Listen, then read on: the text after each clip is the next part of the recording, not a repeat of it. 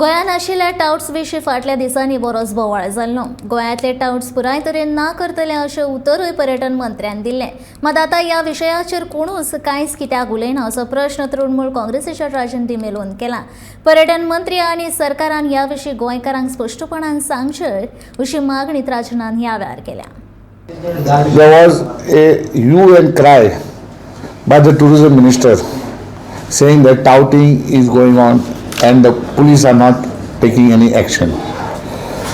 Suddenly he made a statement that he is happy that the local MLA also believes that it has to be done. The question now arises, why is he silent? Has touting stopped? No. The police, on the contrary, have said that they should have the powers to stop this nuisance. And it is right. Because there is an order I have shown you that they have taken powers to stop all nuisances, including touting. Now, one side the police is saying they have got the power, this fellow is saying police is not functioning. Now, this is a very serious charge made by a cabinet minister against the home portfolio which is run by the chief minister. The chief minister should explain this. How the silence of it is meaning that the tourism minister charge is correct.